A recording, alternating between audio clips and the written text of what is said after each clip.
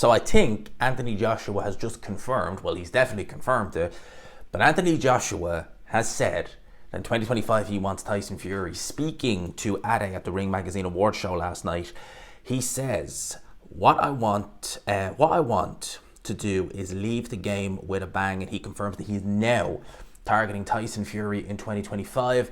Ade mentioned Tottenham Stadium. He also mentioned Wembley. Anthony Joshua said, Eddie, he seems to be okay with that, or obviously he would be, obviously, of course he would.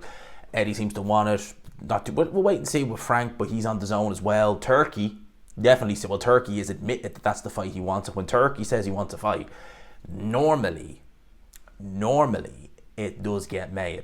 He was saying that at the Ring Magazine Award show last night. Now, I will just slightly off topic, just say that looked, honestly, that award show just looked incredible. It was kind of like you'd liken it to the Oscars of boxing, so to speak. As I said several times on here, when the Saudis do something, when they take over something like they have with boxing, they now own the Ring Magazine, they don't half make a go of it, don't they not? They definitely don't just take something on and just decide, okay, let's see what we can do. Now they go and they bring out the whole 9 yards. I mean, there's talk of Ring Magazine shows, as in, actual boxing events, and the first one would be something out of this world. You're not going to do your first show and just have it a bit of a there you go kind of thing. I think we're in for a lot of good times with the Ring Magazine moving forward.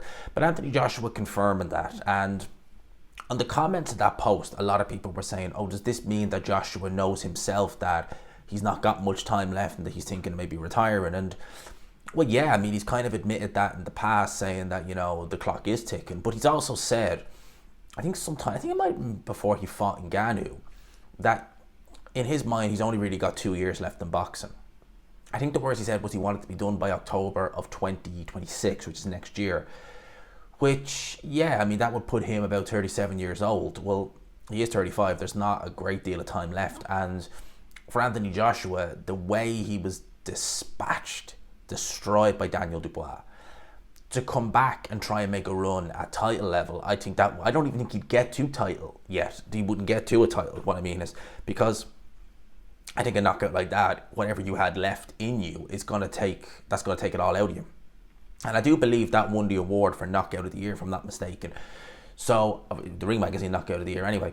So, I think that Anthony Joshua, he should be targeting someone like a Tyson Fury. I think they probably are at similar stages in their career. I do think Fury has a little bit more left in the tank than Anthony Joshua. He took a beating in the first Usyk fight. He was nearly stopped. He didn't really take a beating in the second fight. He got hit with some big shots, all right, but it wasn't as damaging the second fight as the first one. But Joshua, as I said several times, beaten from pillar to post in that Dubois fight and taken out brutally, that's going to have a lot more repercussions for your career in terms of, how you'll be. And I've said this about Anthony Joshua before, I'll say it again. The Ruiz fight, he couldn't get over that, really. Add the Alexander Usyk fights on top of that, and you seen him when he fought Jermaine Franklin nearly 2 years ago now. He looked nervous, he looked on edge, he didn't really want to pull. He was very safety conscious in that fight. That was after being outboxed twice by Alexander Usyk, and obviously the Ruiz defeat, which he never fully got over. He is going to look so jittery when he comes back, whoever it may be. He is going to look so jittery, he's going to look so shaky, and he is going to struggle to let any big shots go anyway.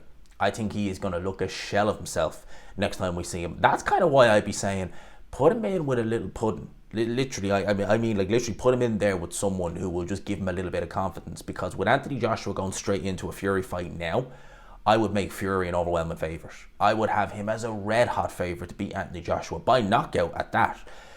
Anthony Joshua, maybe a Tyson Fury fight would really do something to him. Maybe he'll look at it a little bit different than he would, say, looking at an Otto Wallin, or, potentially, he looked at the Otto Wallin fight and looked very good in that fight. And he sparred Otto Wallin. Now, we had to spar Fury for many, many years, but he might look back and say, well, I sparred him in the past, it was okay, I did well, and I've done well against previous sparring partners like Otto Wallin. So maybe it'll bring something out. Maybe it'll give Anthony Joshua a little bit of confidence. But I think Tyson Fury should win that fight pretty handily if it gets made. It's interesting. I knew this Ring Magazine Awards show would be on this Saturday in London. Now, I know some of the people who were there, Alexander Usyk was advertised amongst others. I know Tyson Fury was told that he would probably be there, but I didn't see any clips of him and Alexander Usyk cleaned up with regards awards and stuff like that. So, you know, and he mentioned Tyson Fury, greedy belly, my friend. So they didn't show Tyson Fury there. So I wonder if Tyson Fury, it does have me wondering, and that's actually a leveler then, if you think about it like this, because Fury is now away from the camera. We don't know what he's doing. We know Fury doesn't live the life. We know that.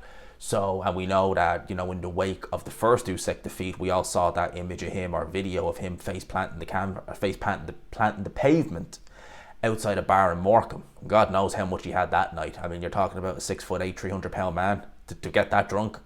God. I don't even want to know. It's beggar's belief how much drink he'd need to get that drunk. But you do wonder what he's doing. Will this Joshua fight, if it comes around, say in the summer? Joshua is seemingly all there. He could be already getting ready for that fight in, you know, terms of just training, in the mindset. With Fury, you know, what is he going to blow, hot or cold?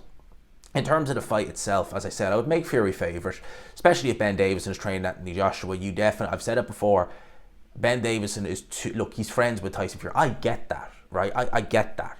But he's always been a cheerleader. He's always been a fanboy of Tyson Fury, all right? And you are telling me that you think he'll go in there in Anthony Joshua's corner and just, you know, devise a game plan to beat one of his buddies? A guy who he's been, you know, singing his praises for years on end. I wouldn't. If I was in Team Joshua, I'd be saying, listen, Ben is a good trainer. You might like him, but we need someone completely independent for this fight. We need a Robert Garcia. We need a Derek James. We do not need a guy who is, you know, best buds with the guy you're fighting. All right, we don't need that. So I would change that up. But yeah, Anthony Joshua at the award show last night saying Tyson Fury 2025, he wants to go out with a bang. He may very well if he fights Tyson Fury, because Fury not a no puncher, but yeah, that could listen, I think Anthony Joshua should call it a day now, but he seems driven to want to carry on and want to fight Tyson Fury. Maybe that drive will actually maybe it'll do him some good. Let me know your thoughts in the comment section below. I hope you enjoyed the video, people. Smash the like button if you could. Hit subscribe, of course, if you haven't already. And until next time, people, peace.